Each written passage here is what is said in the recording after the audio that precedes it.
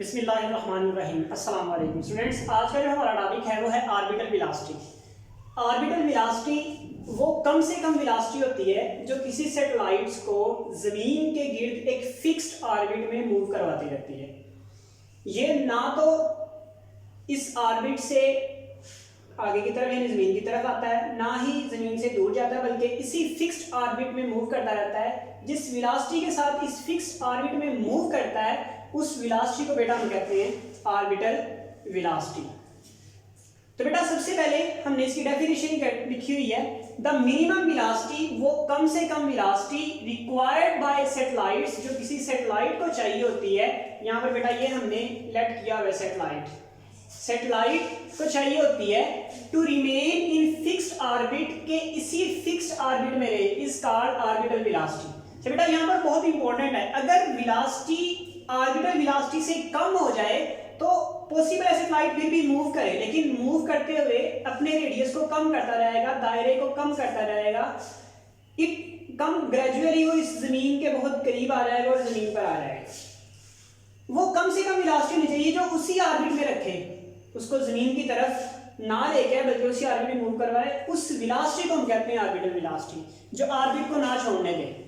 तो उस वो वेलोसिटी कितनी होती है ये किस पर डिपेंड करती है, उसके लिए बेटा ये एक्सप्रेशन हम कर रहे हैं। हमने कंसीडर किया satellite, let us consider a satellite S, जिसका हमने क्या नाम रख दिया S, which moves around the earth, जो जमीन के गिर्द घूम रहा है।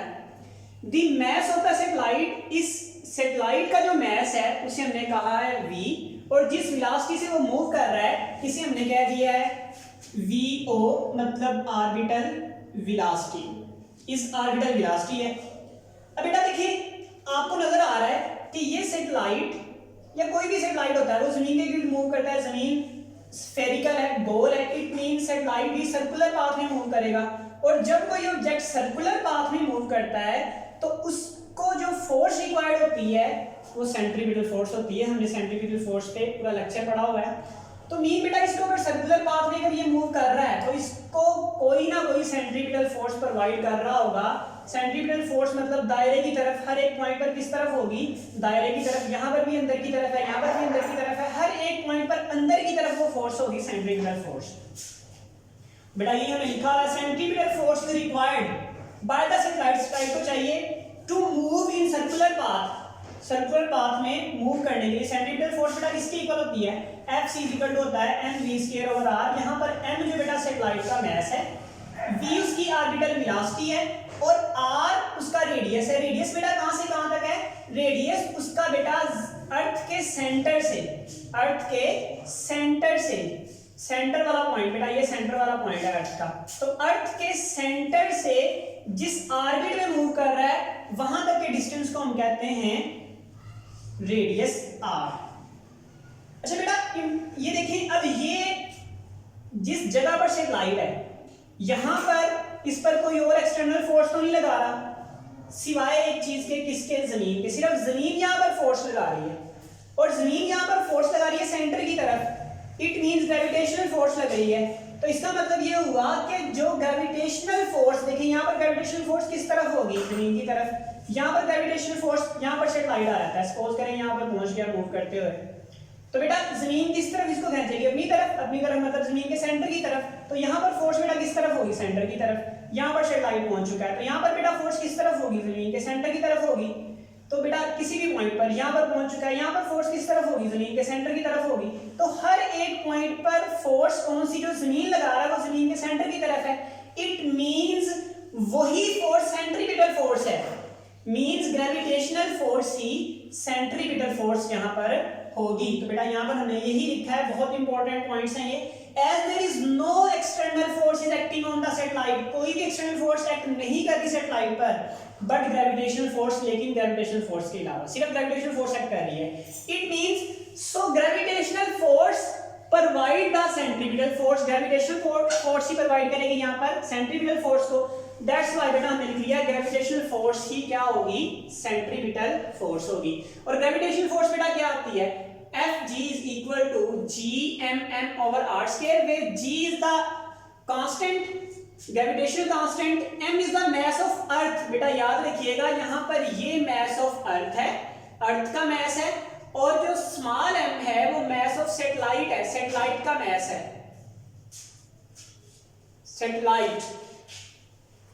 अच्छा बेटा एफ जी की जगह हमने उसकी वैल्यू लिख ली और एफ सी हमने लिखा था M V square over R, तो यहां पर लिख लिया M V square over R. तो बेटा यहां पर देखें ये भी मास ऑफ सैटेलाइट है, ये भी मास ऑफ सैटेलाइट है, तो दोनों कैंसिल हो जाएंगे। रेडियस है, रेडियस से बेटा क्या हो रहा है कैंसिल, तो यहां पर रह जाएगा v, सिर्फ वेलोसिटी स्क्वायर यानी ऑर्बिटल का स्क्वायर, g आ जाएगा m और r। g बेटा कांस्टेंट होता है, m मास ऑफ अर्थ है और r। बेटा इस स्क्वायर को खत्म करने के लिए हम इधर भी स्क्वायर रूट ले लेते हैं और इधर भी स्क्वायर रूट ले लेते हैं, तो बेटा ये स्क्वायर रूट स्क्वायर से कैंसिल हो जाएगा, तो v ऑर्बिटल वेलोसिटी आपके पास इक्वल आ जाएगी gm डिवाइडेड बाय r। बेटा यहाँ पर जो r होता है अक्सर स्टूडेंट्स मिस्टेक करते हैं, यहाँ पर r कैपिटल R की वैल्यू पुट कर देते हैं। बेटा कैपिटल R यहाँ पर सिर्फ जमीन का रेडियस होता है, मींस कैपिटल R अगर ये रेडियस यहाँ से यहाँ तक है तो कैपिटल R सिर्फ यहाँ से यहाँ तक होगा और ये उसकी हाइट होगी। तो एक्चुअल में यहाँ पर जो R होता है बेटा वो कैपिटल R और प्लस h होता है, h उस जमीन से बुलंदी होती है। मतलब अगर इस फिगर में हम देखें तो यहां से यहां तक जो बाकी डिस्टेंस बचा है उसको हम क्या कहते हैं, एज कहते हैं। तो यहां पर बेटा हम एज की डिफरेंट वैल्यूज के लिए डिफरेंट ऑर्बिटल वेलोसिटी निकालते हैं। अगर बेटा कोई किसी ऑर्बिट के पास ऑर्बिटल वेलोसिटी से कम वेलोसिटी होगी तो वो फिक्स ऑर्बिट में मूव नहीं कर सकता, बहुत इंपॉर्टेंट है। अगर किसी सैटेलाइट के पास ऑर्बिटल वेलोसिटी से कम वेलोसिटी होगी तो वो फिक्स ऑर्बिट में मूव नहीं करेगा, फिर वो ऑर्बिट में मूव कर सकता है लेकिन उसका रेडियस ग्रेजुअली डिक्रीज होते कम होता जाएगा। सर्कुलर में फिर भी वो मूव कर सकता है लेकिन उसका रेडियस क्या होता रहेगा, कम होता रहेगा। क्या बेटा ये आपकी ऑर्बिटल वेलोसिटी का फाइनल आंसर है।